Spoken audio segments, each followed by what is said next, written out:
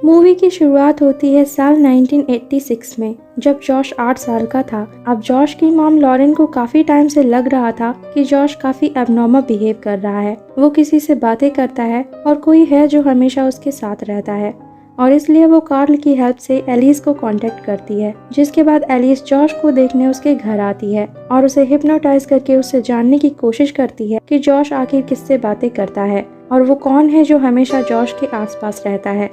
इसी बीच एलिस को पता चलता है कि जॉश के पास एक गॉड गिफ्टेड पावर है, जिससे वो नींद में दूसरी दुनिया में जा सकता है जहाँ पर जिंदा लोग नहीं रहते। इसलिए एलिस जॉश की यादों को पूरी तरह से भुला देती है ताकि वो दोबारा अपनी नींद में दूसरी दुनिया से कांटेक्ट ना कर सके। अब यहीं से सीन शिफ्ट होता है और हमें 25 साल बाद का सीन दिखाया जाता है, जहां हम रेनाई को देखते हैं, जिससे एक पुलिस ऑफिसर एलिस की मौत को लेकर कुछ सवाल जवाब कर रहा होता है, क्योंकि उन्हें जॉश पर शक होता है कि उसने ही एलिस को मारा है।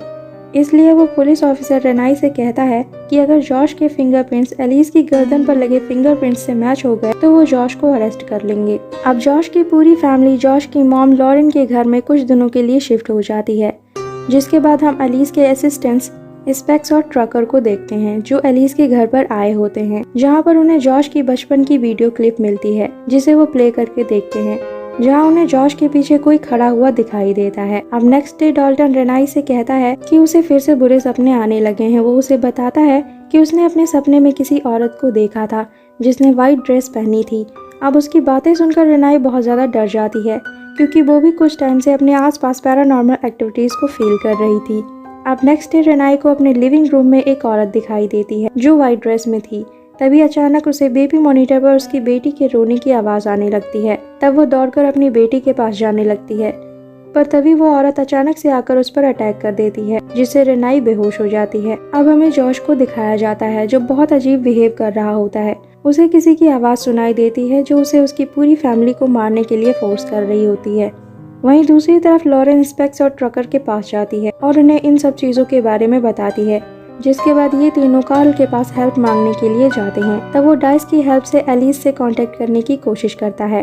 तब एलिस उसे डाइस के थ्रू आवर लेडी एंजल्स नाम के एक हॉस्पिटल के बारे में बताती है, जहाँ पर लॉरेन पहले काम किया करती थी। अब ये सभी उस हॉस्पिटल में जाते हैं, जहाँ पर लॉरेन इन्हें अपने एक पेशेंट पार्कर के बारे में बताती है, जिसने इस हॉस्पिटल की बिल्डिंग से कूदकर अपनी जान दे दी थी। एक दिन जब लॉरेन जॉश को लेकर हॉस्पिटल में आई थी, तब पार्कर ने जॉश पर अटैक कर दिया था। इसके 2 दिन बाद लॉरेन ने उसे लिफ्ट में अपने साथ देखा था, जहां लॉरेन ने उससे बात करने की कोशिश भी की थी, पर पार्कर ने उसे कोई जवाब नहीं दिया था।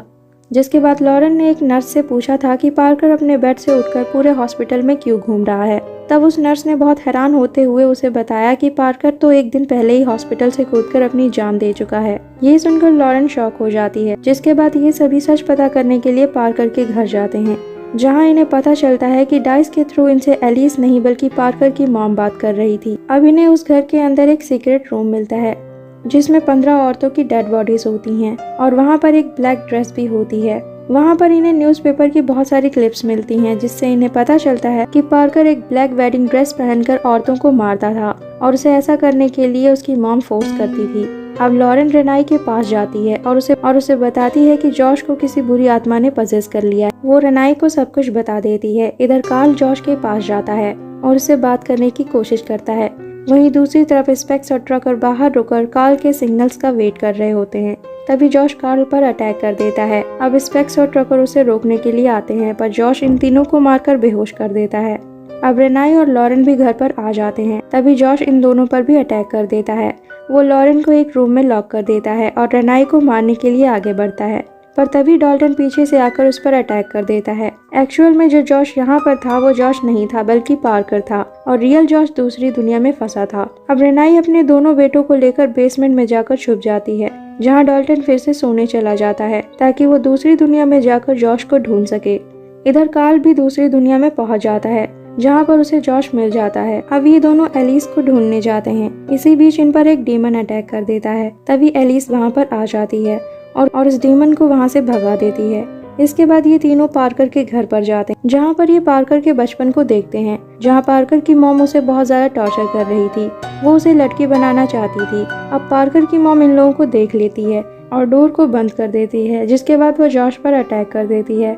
पर एलिस आकर जॉश को बचा लेती है। अब एलिस पार्कर की मॉम पर कई बार अटैक करती है और उसे मार देती है, जिससे असल दुनिया में जॉश बेहोश हो जाता है। अब एलिस कार्ल और जॉश को अपनी दुनिया में वापस जाने को कहती है, जिसके बाद डॉल्टन भी जॉश और कार्ल को ढूंढ लेता है और इन्हें अपनी दुनिया में वापस ले आता है, जिससे जॉश फिर से अपनी असल दुनिया में वापस आ जाता है। अब कार्ल डॉल्टन और जॉश की मेमोरी को हिप्नोटिज्म की हेल्प से भुला देता है, ताकि वो बुरी आत्माएं उन्हें फिर से कभी परेशान ना कर सकें। इसके बाद हम स्पेक्स और ट्रकर को देखते हैं, जो किसी फैमिली से मिलने जाते हैं, जहाँ पर एलिसन नाम की एक लड़की किसी बुरी आत्मा से पजेस थी। अब जब एलिस उस लड़की के पास जाती है तो वो उसके पास किसी को देखती है, जिसे देखकर एलिस शॉक्ड हो जाती है और यहीं पर ये मूवी एंड हो जाती है।